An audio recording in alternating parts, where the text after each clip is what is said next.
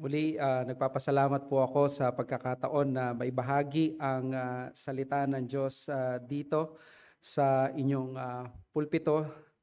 Salamat sa imbitasyon. Tayo ay humingi ng tulong mula sa Panginoon. Panginoong Diyos, maraming salamat na kami ngayon ay nakatakda na makinig ng inyong salita, umupo sa inyong paanan.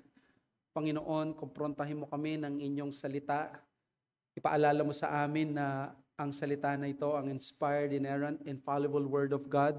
At kung ito ay matapat na pangangaral ng inyong salita, ito ay inyong salita na naririnig namin para sa aming mga alagad mo ngayon sa oras na ito. Ibaba mo ang aming mga puso at ilapat mo ang mga bagay na ito para sa aming mga kapakanan at sa aming pagpapalago ng buhay pananampalataya. At kung meron dito, Panginoon, na wala pa sa inyo, iligtas mo po gamit ang ebanghelyo na kailanman hindi kumukupas, ang ebanghelyo na worth it para sa aming mga buhay. Maraming salamat. Ito po ang aming nais na ilapit sa inyo sa pangalan ng Panginoong Yesus. Amen. During the Middle Age, may isang famous king na ang pangalan ay Richard I. Ang pangalan, ang tawag sa kanya, the Lionheart. Ang kanyang story may parang almost glorious story, almost dahil di nagtagumpay, pero hindi siya namatay sa gyera, pero sa kakaibang paraan. While walking casually around the castle, aksidente siyang tinamaan ng crossbow ng isang batang lalaki. Hindi naman gaanon ka-fatal, pero itong si Richard the Lionheart soon realized that the wound was gangrenous at siya ay mamamatay. Before dying, he did the most unexpected. Pinatawag niya ang salarin against his ruthlessness at yung kanyang merciless na personality against all expectations. Pinatawad niya yung bata at pinakawalan. Okay na sana ang lahat, and the story would be an incredible one, a story of forgiveness and reconciliation. But the problem was, this was the dark ages, where mercy is most minimum and most rare. After Richard died, his servants seized the young man at binalatan ng buhay. Napaka-glorious story na sana ng hari about his mercy and his forgiveness. It was spoiled by his servants. Mga kapatid, as I remember this story, I am reminded of our task bilang mga alagad ng Diyos na sana ang story ng Panginoong Yesus na napakaganda, story of forgiveness and reconciliation, ay hindi kailanman masira dahil sa ating mga patotoo bilang mga alagad niya.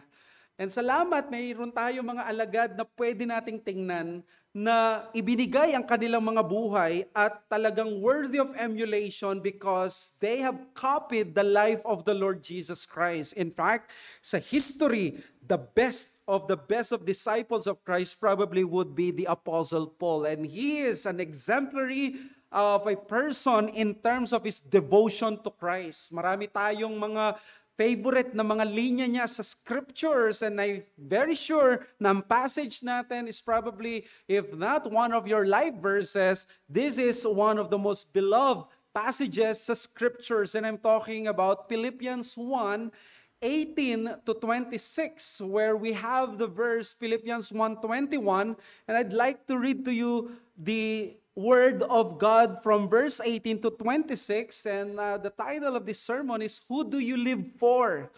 Who do you live for? Let me read to you the inspired, inerrant, infallible Word of God. Verse 18, Yes, and I will rejoice, for I know that through your prayers and the help of the Spirit of Jesus Christ, this will turn out for my deliverance, as it is my eager expectation and hope that I will not be at all ashamed, but that with full courage, now as always, Christ will be honored in my body, whether by life or by death. For to me, to live is Christ, and to die is gain. If I am to live in the flesh, that means fruitful labor for me, yet which I shall choose I cannot tell. I am hard-pressed between the two. My desire is to depart and to be with Christ, for that is far better. But to remain in the flesh is more necessary on your account.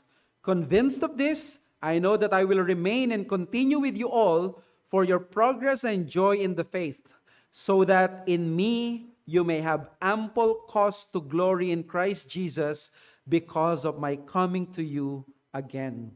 Mga kapatid, ito po ang banal na salita ng Diyos. Pakinggan natin at magpasakop tayo dito. Lagi natin naririnig ito, and usually ang naririnig nating exposition ay yung verse 21. Sometimes natabunan na yung pinaka-context ng buong passage. Well, I'd like to accomplish that purpose ngayong umagang ito. What we have read is the letter of Paul to a church na very close sa kanyang puso, straight from his prison cell. Ang Philippian church ay isa sa mga sinimulan na churches ni Paul at naging healthy. Ito, in fact, naging supportive sa kanya. That is why when they heard their beloved pastor was illegally captured in the temple in Jerusalem because of false charges by the Jews, and then he was sent to Rome to appeal to Caesar for his case, they knew they had to do something. Kaya they sent their pastor, si Epaphroditus, upang kumustahin si Paul at maghatid ng tulong sa kanya sa bilangguan kung nasaan siya. So Paul became a high-profile inmate that belongs in the palace compound of Caesar. Makikita natin sa chapter 4, greet the household of Caesar. And from here, isinulat niya yung isang letter sa kanyang mga kabado at anxious na mga kapatid at mga kaibigan sa Philippian church. Probably ang ina-expect nating laman ng isang sulat ng isang nasa bilangguan, either number one, panghihinayang. Siguro pwede nating marinig, expect sa kanya, sayang kung malaya sana ako, marami akong magagawa. Probably isang option ay self-pity. Imagine mo, naglingkod ka na, kawawa naman ako na nga naglilingkod, ako pa yung nakulong. Pwede rin na ang expect nating sulat sa kanya ay discouragement. Pwede niya sabihin, nakakapagod ang mga maging Kristiyano. Maglilingkod ka sa Diyos. Hirap naman masyado, makukulong ka pa. Siguro, mismong mga Philippians ay ina-expect na disappointed si Paul o kaya naman ay frustrated siya. O kaya sila mismo ang may ganung pakiramdam. Inisip naman nila siguro, kawawa naman ang aming pastor, si Paul.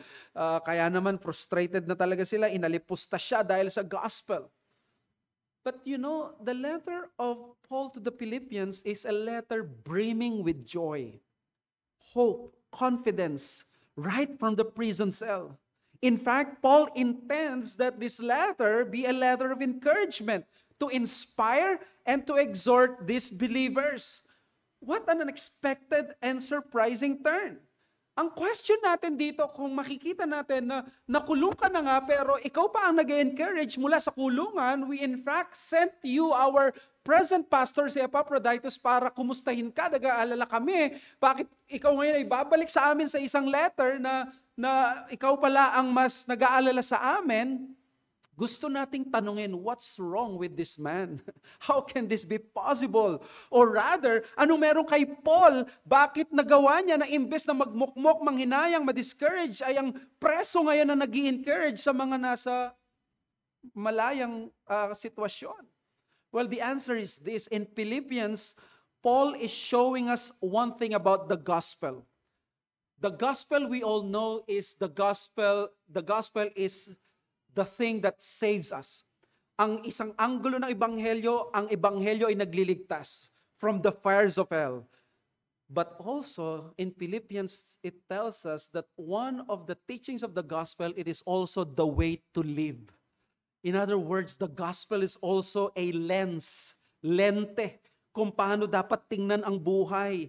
You can say in modern word, perspective, o kaya naman measurement, isang worldview, how to understand life and the world, papaanong puro negatibo at masasama ang nangyayari kay Paul, pero bakit he's filled with joy and brimming with hope. Well, this point I am talking about is captured by the most important verse of our passage and is also one of the most quoted and one of the most favorite verses in the Bible by Christians throughout church history. Sabi ni R. Kent Hughes, It is the spiritual center of the passage. It tells us kung ano ang purpose and meaning ng ating buhay. It presents the gospel as not only the gospel that saves, but it is also the gospel that gives us a prism or grid to look at life. Sabi sa verse 21, "For to me to live is Christ and to die is gain." Paul is pronouncing here his life motto. Living is Christ and dying is gain. Well, kung English readers tayo, hindi natin masyadong na-appreciate ito, pero sa Greek, pang motto talaga ang pagkasulat. Alam niyo, sa Greek, wala po itong verb na is. Wala itong for to me to live is Christ. Walang word na is. Sa Greek, ang nakalagay ay translate ko na lang sa English, parang ganito siya dapat basahin. Medyo awkward, nakalagay ganito. To live, Christ. To die, gain. Walang verb. Walang to live is Christ. To die is gain. Dapat ang sinasabi niya is to live, Christ. To die, gain. Pangmoto. At sinasabi niya, this is how life should be. Kumbaga, parang sinasabi niya sa atin is, do you know what living means? Living means Christ. To live means Christ. To live depends on Christ. To live honors Christ. Para kay Paul, ang gospel ang pinakapag-asa ng tao, and therefore it is the most important thing in the world. If that is the case, ang gospel hindi lang siya parang ticket para makapasok sa cinema, hindi lang siya para exit. It is also the way we enjoy and we live our lives here on earth. Ang gospel ang pinakapag-asa ng tao, and therefore, important siya. Ito ang magiging barometer mo sa buhay ng tao that there is no alternative. Because the moment na magkaroon ka ng alternative kay Christ, that means you lose not only your soul, you lose the meaning and purpose of life. You don't have a life actually kung wala ka kay Kristo. That is the logic of Paul. So I'll give to you the message this morning of our sermon. And here's the message. The logic of the gospel as our only hope asserts that there is nothing more worthy in this life than Christ. The logic of the gospel as our only hope asserts that there is nothing more worthy in this life than Christ. In other words, mga kapatid, wala nang alternative na buhay ang may kahulugan except kay Christ. Yan ang ibig niya sabihin with the omission of is, to live Christ. If you have no Christ, you're not living. Yun ang ibig niya sabihin. Napaka-instructive, napaka-liberating nito. How many have tried to live another way only to end up empty, broken, and disappointed? This message reminds us that there is only one way to live really. One way to truly have a meaningful and purposeful life. It is the life that prizes Christ most simply because Christ is the most worthy in this world. Ang passage na to, therefore, it presupposes yung gloriousness, worthiness, and blessedness ni Christ. Hindi siya ordinaryong tao lang or being na pwede nating hindi pansinin, or parang pabayaan, i-neglect, na parang pwede ka mag-neutral. Hindi siya option lang sa maraming alternatives na religious groups that offer salvation. Hindi siya isang accessory lang that we can simply choose to add on sa ating buhay or to decide na okay lang kahit wala ako, okay naman ang buhay ko. Christ is not your man upstairs na umuoo lang. He is like Aslan who is good but he is not safe. That is because while he is the Savior of sinners, He is also the Lord of the universe whose holiness can erase all sinners in one single moment if He only wishes to. This is the strong Christ that is presented in the scriptures. For Paul, Christ is the foundation, the center, the purpose, the direction, the meaning of life. Christ did not only save him, He did not only change his heart, He gave him new affections, new lens to look at life. So this is a warning sa atin na tumitingin sa Panginoong Yesus in a way na parang papunta lang tayo na langit at hindi natin siya chine-cherish ngayon sa buhay natin. I'd like to point to you two things, two purposeful ends. What does the person of Christ bring to a believer as a way of life? Dito sa passage na to, what does the person of Christ bring to a believer as a way of life? There are two purposeful ends. Number one, the worthiness of Christ validates our unbelievable life. The worthiness of Christ validates our unbelievable life or justifies our unbelievable life. And number two, the will of Christ prevents us from unfruitful labor. The will of Christ prevents us from unfruitful labor. Bakit ang buhay ay si Kristo?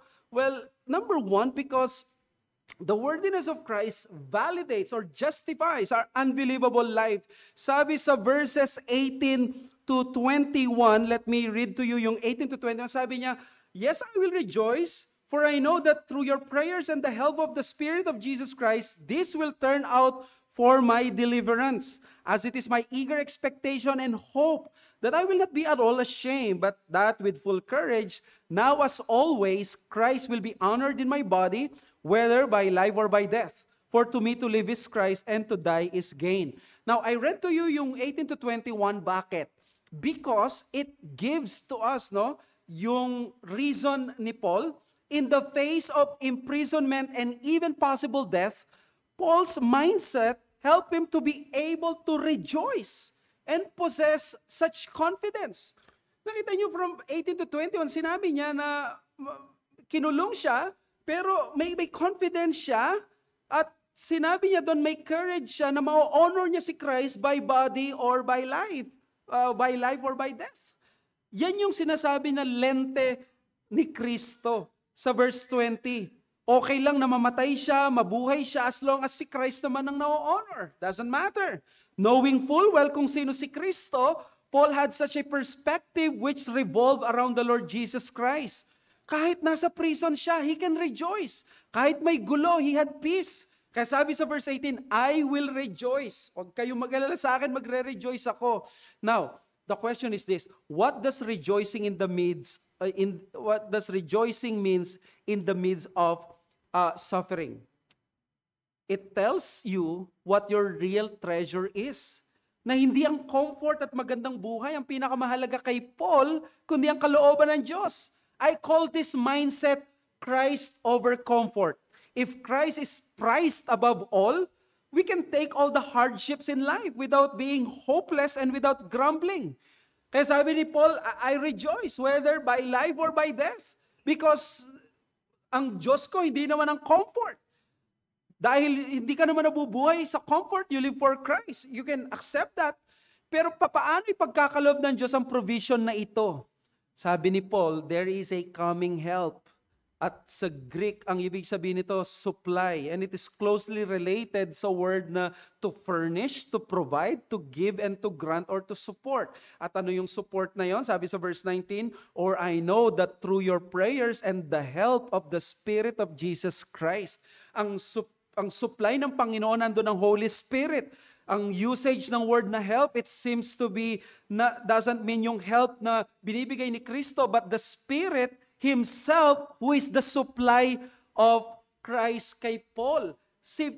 Ang Holy Spirit mismo ang naroon para sa kanya.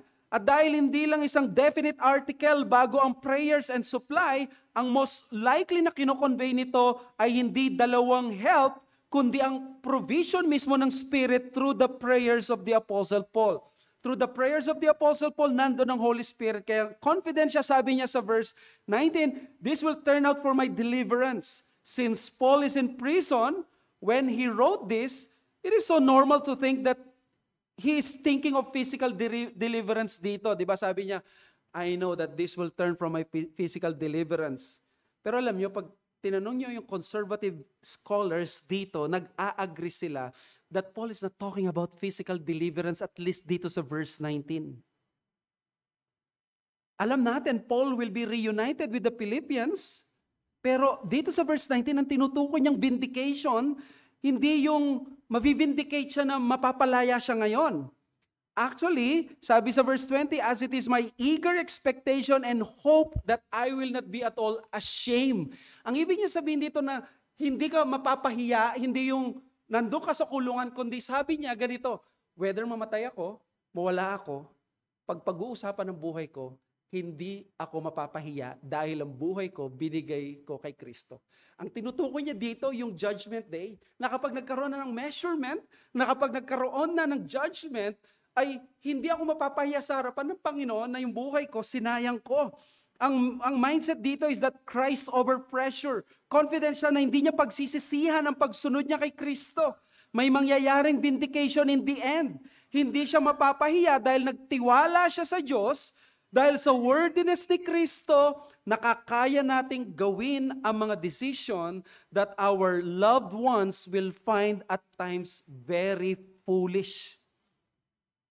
Sino ang pipili sa imprisonment?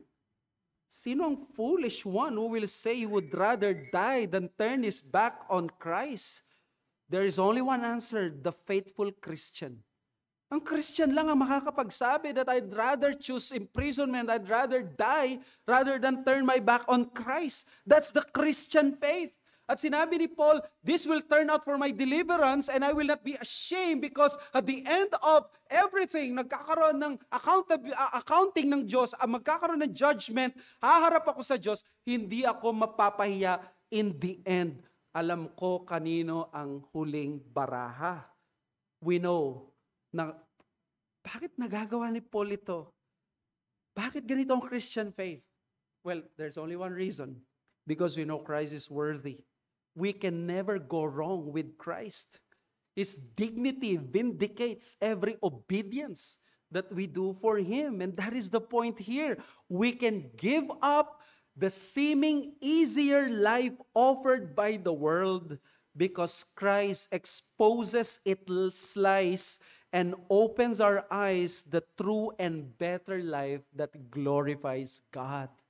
If you are in that prison, how are you able to choose that, yung mahirap na sitwasyon, over these things ng kalayaan at maganda? There is only one explanation, and that is the worthiness of Christ. And tatanungin mo, bakit si Kristo? Ano bang ginawa ni Kristo? If you discover si Paul, nakikita niya ang gospel si Christ, hindi lang siya way of salvation, but also a lens. Through Christ, nakikita niya, di ba siya yung nagsasabi sa Philippians 3 that everything I consider na mahalaga sa akin, they're just dung. I mean, yung kayamanan ko, yung credentials ko, they are not dung. But when you compare them to Christ, they will all pale. They will just be like dung. They will just be refused. They will just be in the Greek skubalon. Skubalon sa Greek, that is, pag tinignan mo sa concordance, ang ibig sabihin ng skubalon is that which is thrown to the dogs. Alam niyo yung hinahagis sa aso? Ang hinahagis po sa aso, hindi lang pagkain. Ngayon, syempre, well domesticated ang mga aso, pero ang tinutukoy na aso dito, yung mga pakalat-kalat sa daan, at ang mga tinatapon na skubalon is something, dung, refuse, yung dumi. Ganun. Hindi dumi ang credentials mo, hindi dumi ang na-accomplish mo sa buhay. But when you compare them to the value and the surpassing worth of Christ, they will just appear like skubalon. Anong silbi ng meron kang Kristo? Siya ang nagiging night vision mo sa tuwing gabi na sa isang giyera. Nakikita mong better ang tunay na sitwasyon mo. Nakikita mo kung nasaan at sino ang enemy. This is the value of having a lens called Christ. That lens or measurement is an infallible lens because He is Christ. Hindi siya nagkakamali. Alisin mo ang lens na yon, you will not see the germs and the dirt. Akala mo malinis ka, akala mo ayos ka, akala mo maganda ang ginagawa mo at sitwasyon mo. That's the situation of the people in the world today. Without the lens of Christ, they see na parang, I cannot give up this world. I cannot give up my life. This is my treasure. Because they do not have the lens that is called Christ. Akala mo okay ka at maayos ang kalagayan mo, but with the help of that lens, you see it better. You see what truly exists, what your natural eyes cannot see. You're equipped to see what's wrong with your surrounding. Napakahalaga ng ganyang lens. And when you have Christ, He also acts not your Savior only, but also your lens. Let's face it, napakahalaga ng ganitong mindset. Because everything can fall apart. Walang tiyak sa mundong ito except kay Christ.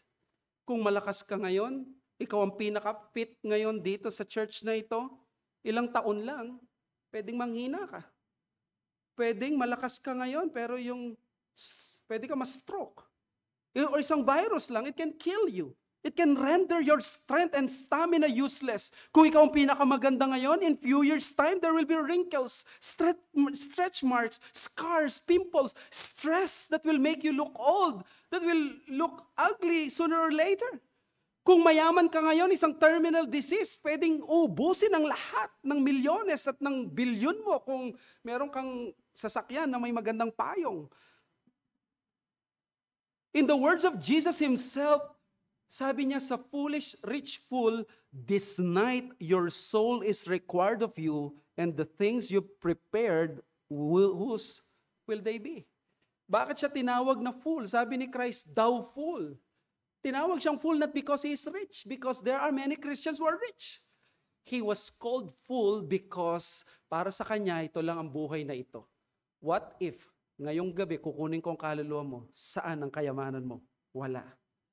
Maganda ba ang career mo at malakas ka bang kumita? Isang mistake mo lang sa mga big projects mo or fit of rage ng boss mo o ng katrabaho mo, it can change everything in your life. Marami ba nagkakagusto sa'yo?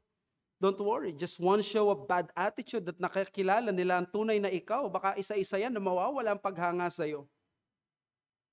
Probably you are a person na nag-struggle sa maraming mga bagay, and we have seen this in social media. Pwedeng mabash ka, pwedeng, masira ang iyong disposisyon sa buhay. What do I mean here is that walang tiyak sa mundong ito. Anumang meron ka ngayon, pwedeng mawala. Dito papasok ang argument ng preciousness ni Christ. The lens that is Christ. Hindi lamang nagsisave sa ating kaluluwa papuntang langit, but also the one that gives us sanity on this life. Siya lamang ang tiyak, siya lamang ang glorious, unchanging. Ano mapapala mo ba kung si Kristo ang treasure mo?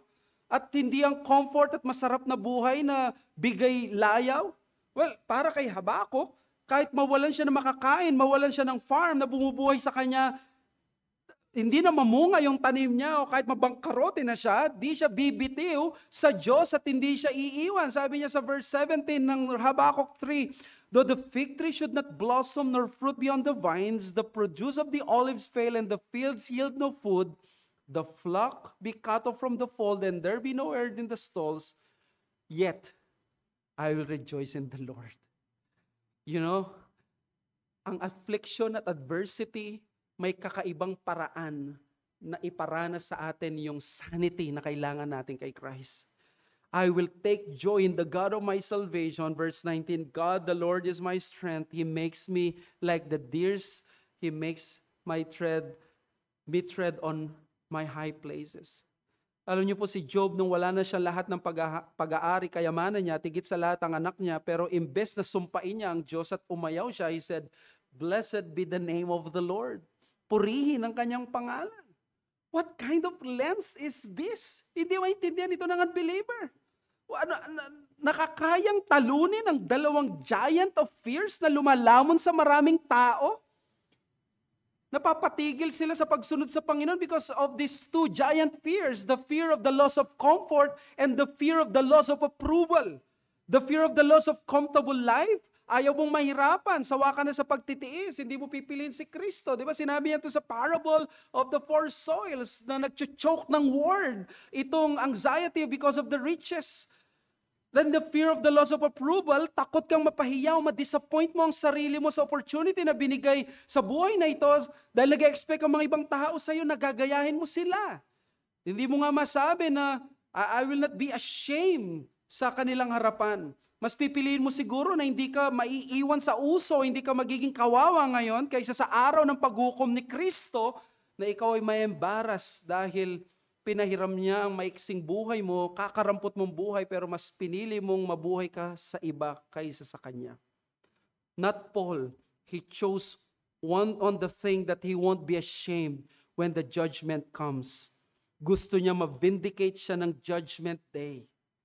Well, sabi niya, hindi ngayon. I know mahirap ang mga bagay na to, but the mere fact na nagawa ito ni Paul, magagawa din natin ito by the grace of God. Paano mo magagawa yung ganitong lens? By remembering na hindi si Paul ang unang nagsuko ng kanyang comfort at pinili ang approval ng tao, at pinili ang approval ng Diyos over men. May isang mas dakila kay Paul na mas pinili niyang unang-una ang approval ng Diyos, even at the risk of losing his own friends and losing other people. And his name is Jesus Christ.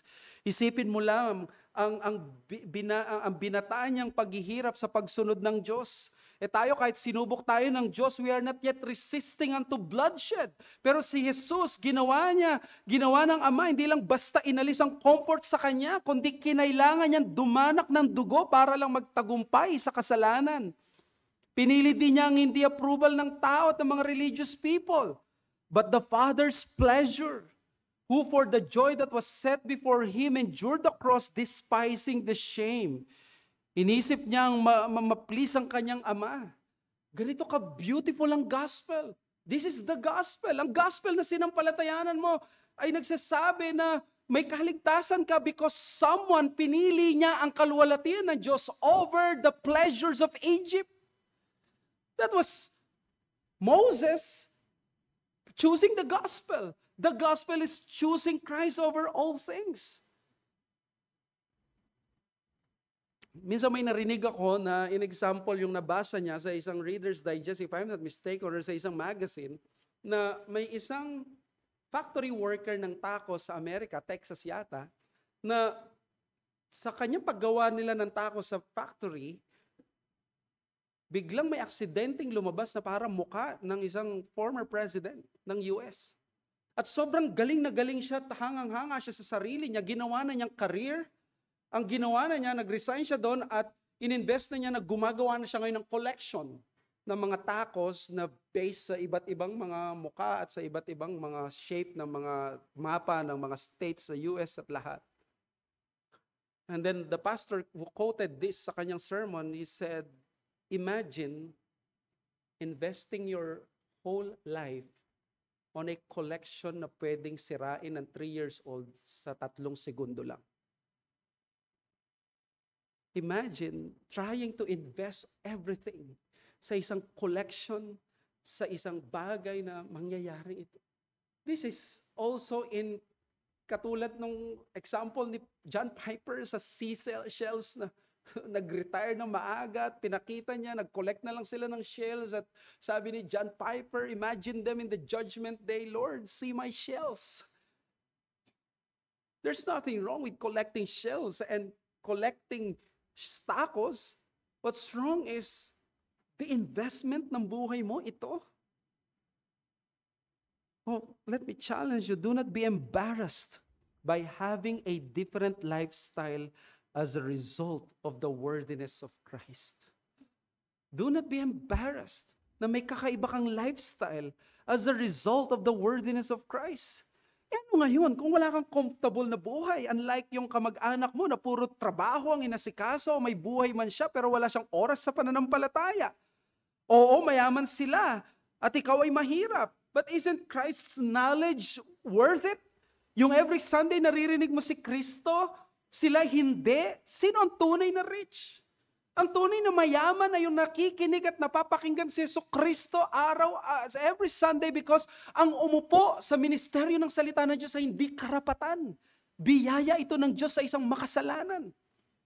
Many people right now ay hindi sila nakaupo ngayon sa pangangaral ng salita ng Diyos and they're missing the riches in this life. Ano ngayon kung wala kang asawa dahil ayaw mong pumatol sa unbeliever? Na maaaring ipinagbabawal ni Kristo dahil kapapahamak mo ito. Wala kang kasamang asawa pero ikaw ay may Kristo. Pipiliin mo ba na may asawa ka pero walang Kristo? Well, of course, we are not demonizing marriage, but we are actually saying sa 2 Corinthians 6:4, ang sinasabing ganito ng pamantayan ni Kristo. Because of the lens kay Christ, we are able to sacrifice these things.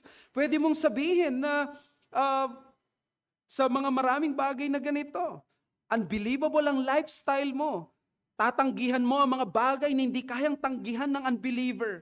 Hindi sasabihin nila, anong nangyari sa aking anak, nangyari sa aking magulang, sa aking kaibigan, sa aking katrabaho, bakit ganito siya? It's okay. Worthy si Christ.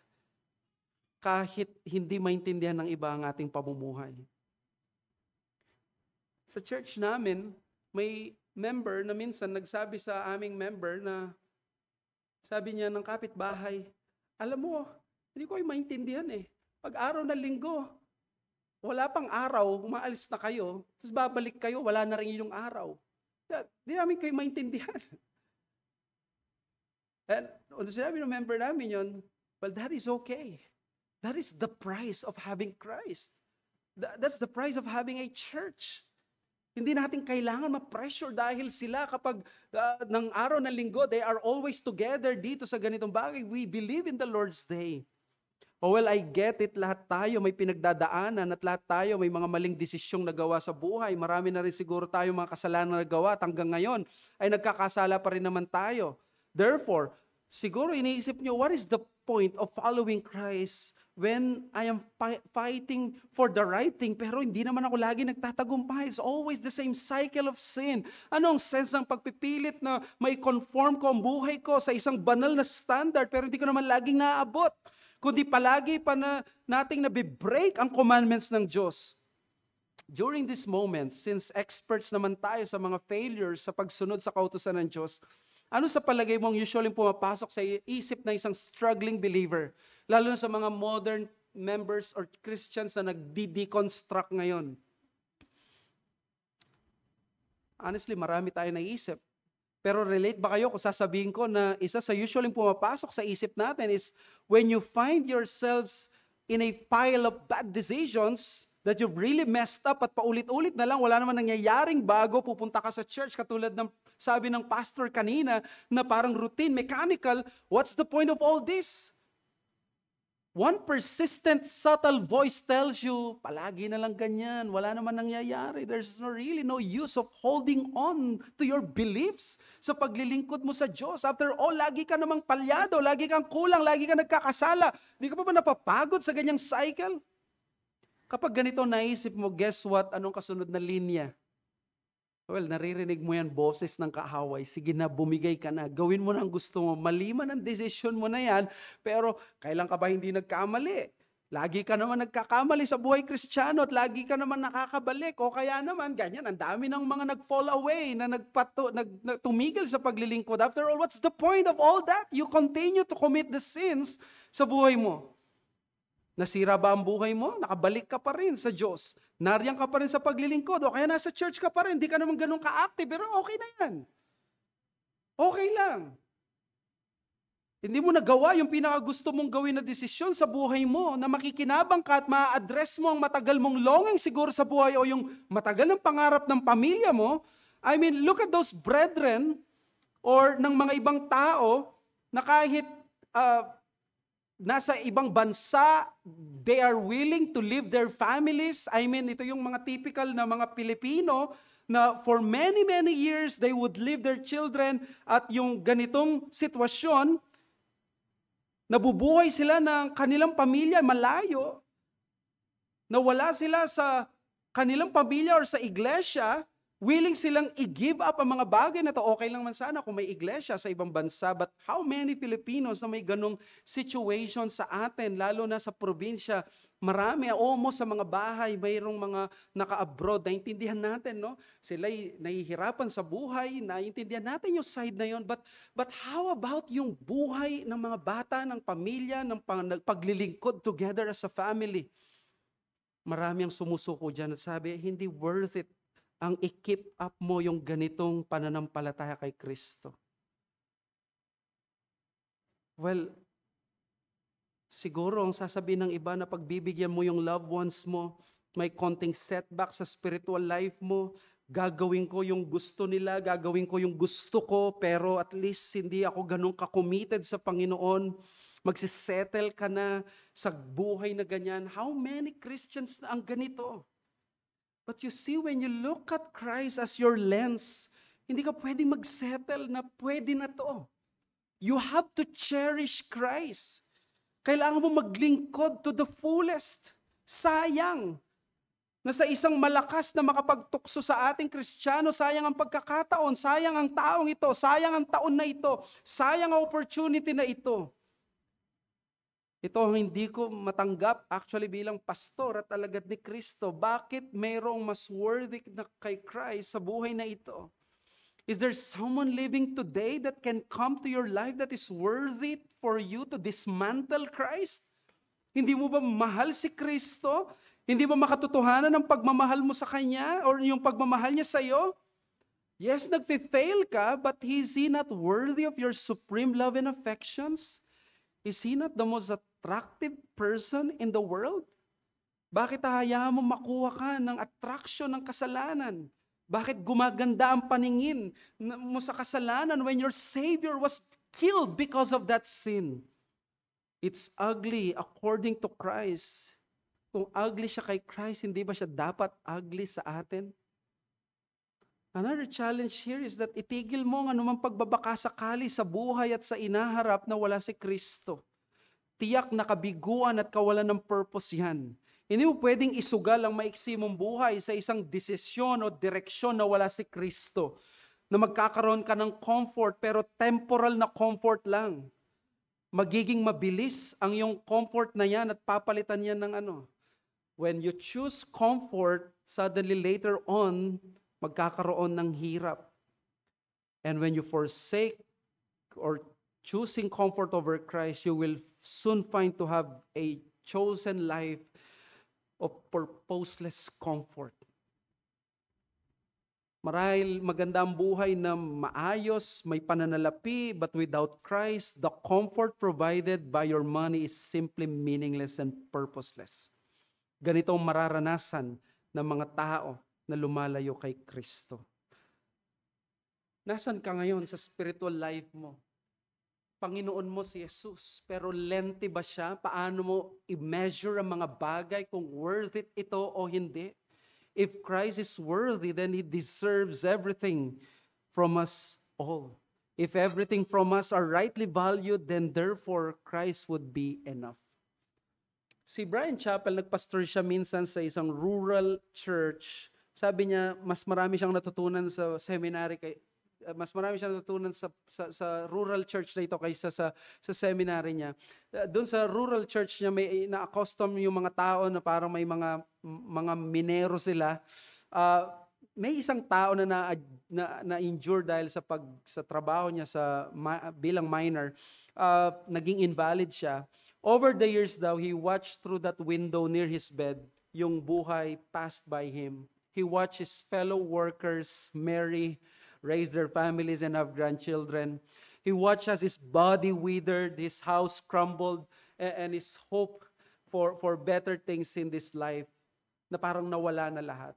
Pero isang araw, habang siya ang bedridden na miner na ito, matanda na, may isang younger man pumunta sa kanya. Sabi ng younger man, I hear na naniniwala ka pa rin sa Diyos despite na nangyari sa iyo at sinasabi mo mahal ka ng Panginoon. Sabi na, how can you believe that? That after all such things na nangyari sa iyo?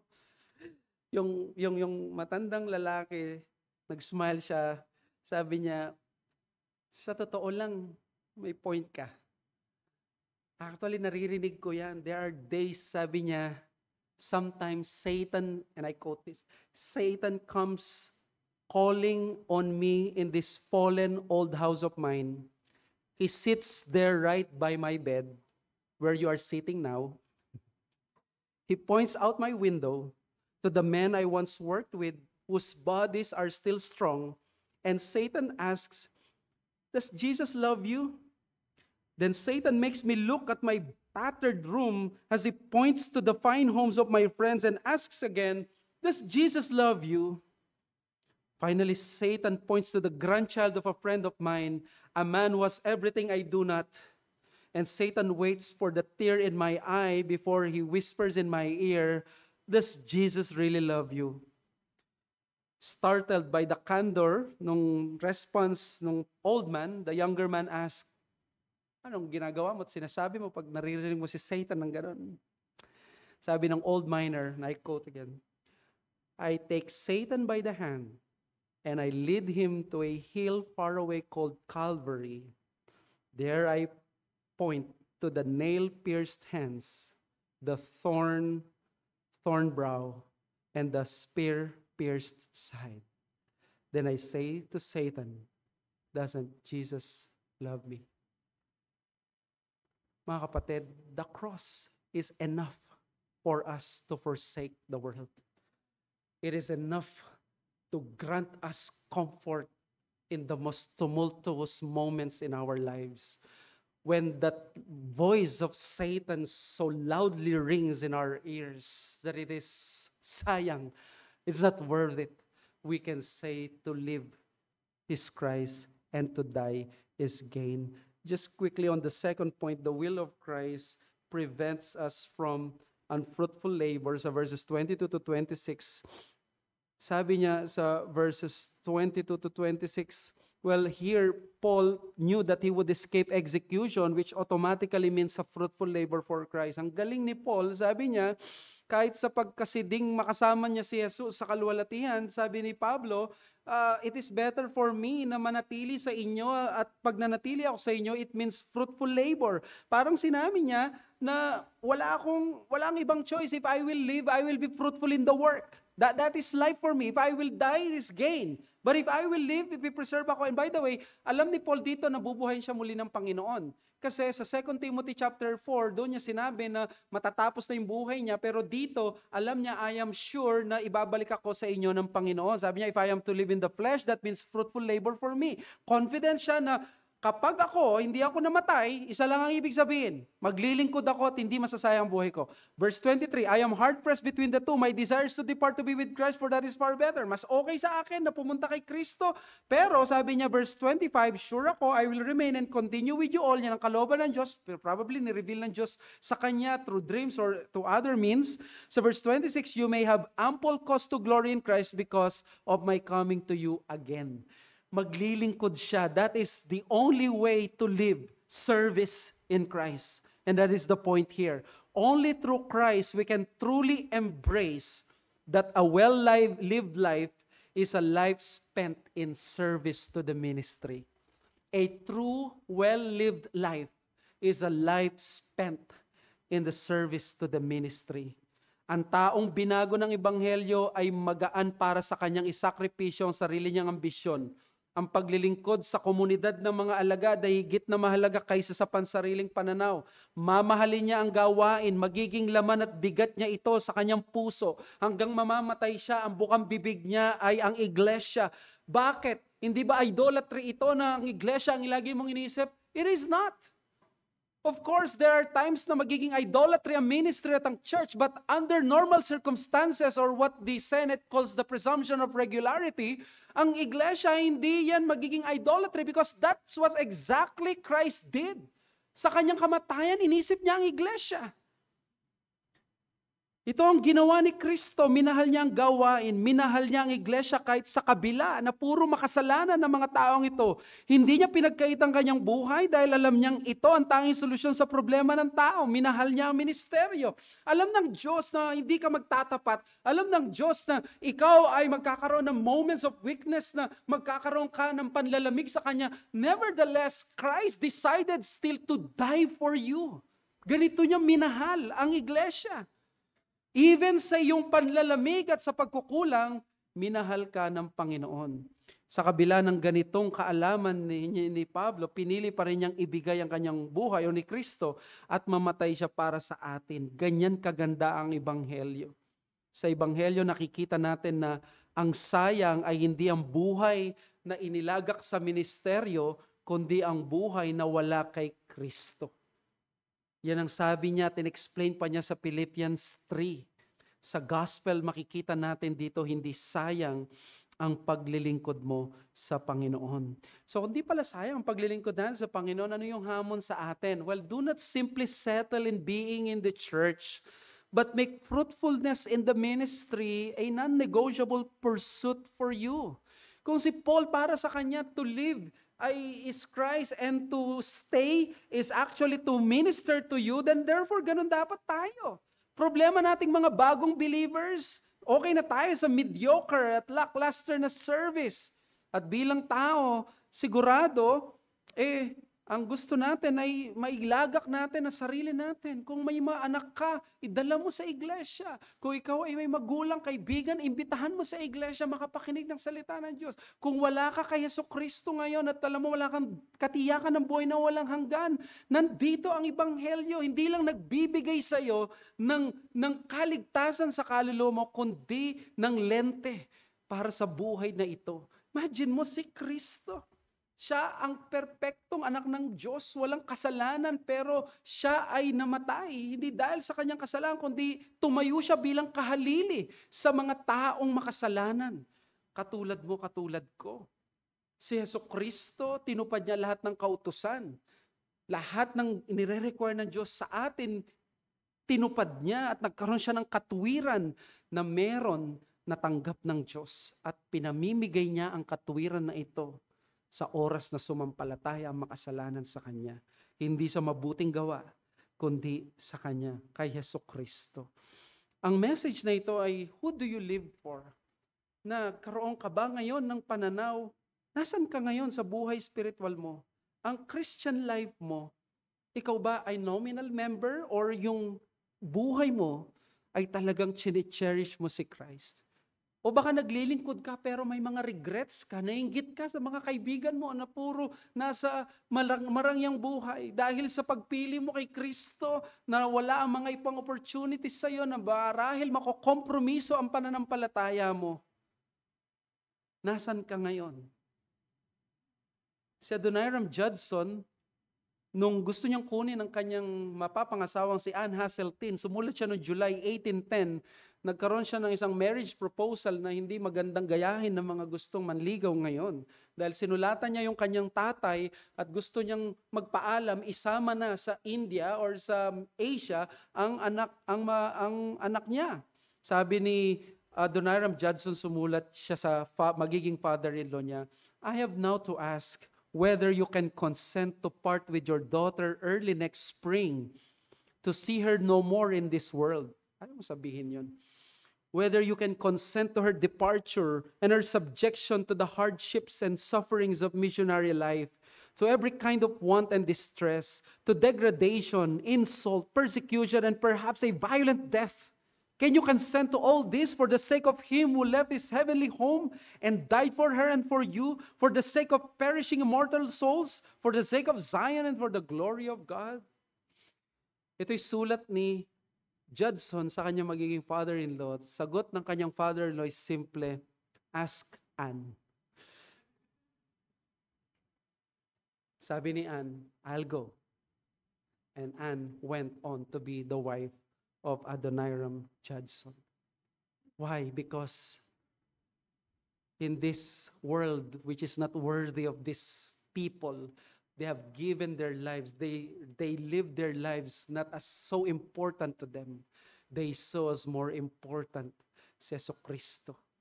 The very reason why we admire so much Charlie Kirk right now, it's because even sa mga differences natin sa kanya, sa Christian o sa mga ibang bagay sa kanya, we knew that in his heart, he treasured Christ the most. It was the most important thing sa kanyang buhay. And may we ever say that the cross is the most important thing sa atin.